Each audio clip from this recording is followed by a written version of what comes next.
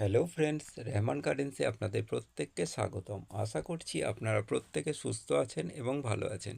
আপনাদের প্রত্যেকের সুস্থতা কামনা করে আজকে একটা নতুন ভিডিও শেয়ার করতে চলেছি।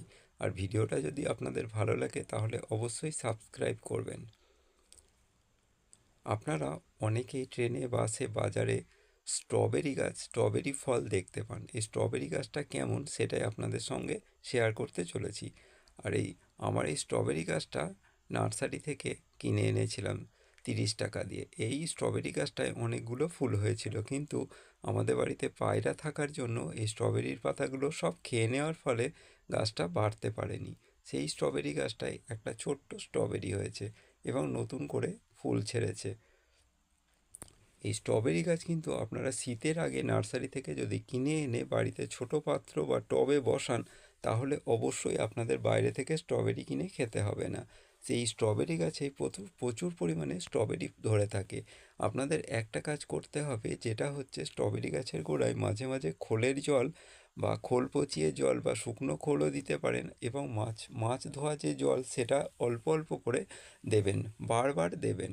কারণ একবারে যদি আপনি এই গাছের গোড়ায় জল দেন, তাহলে গাছটা শিকড় পচে যাওয়ার সম্ভাবনা, কারণ বেশি পরিমাণ জল ধারণ ক্ষমতা এদের কিন্তু নেই।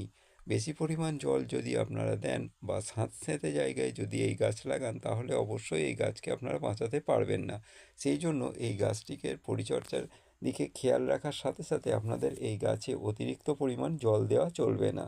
আর জল যদি কমে যায় তাহলে কিন্তু এই গাছ মারা যেতে পারে। অতএব খেয়াল রাখতে হবে বেশি জল না দেওয়া, আর খুব কম পরিমাণ জল দিয়ে দিয়ে বারবার জলটাকে দেওয়া।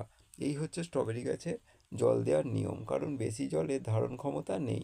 অন্যান্য গাছে বেশি জল দিলেও মরে যাওয়ার সম্ভাবনা থাকে না, কিন্তু এই স্ট্রবেরি গাছে কিন্তু মরে যাওয়ার সম্ভাবনা থাকে।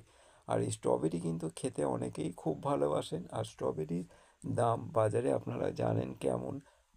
আর সেই স্ট্রবেরি খেয়ে আপনাদের মন যদি না ভরে, তাহলে অবশ্যই নার্সারি থেকে শীতকালের আগে স্ট্রবেরি গাছ কিনে আনবেন। আর এই স্ট্রবেরি গাছকে বাড়ানোও কিন্তু খুব সোজা।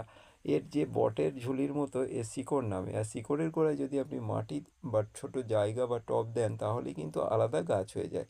কদিন পরেই ওখান থেকে কেটে দিলেই একটা নতুন স্ট্রবেরি গাছ আপনার হয়ে যাবে। এই হচ্ছে স্ট্রবেরি গাছের কলম করার নিয়ম। আর এই ভিডিওটা যদি আপনাদের ভালো লাগে তাহলে অবশ্যই সাবস্ক্রাইব করবেন। সবাই ভালো থাকবেন। আজকের ভিডিও এইটুকুই।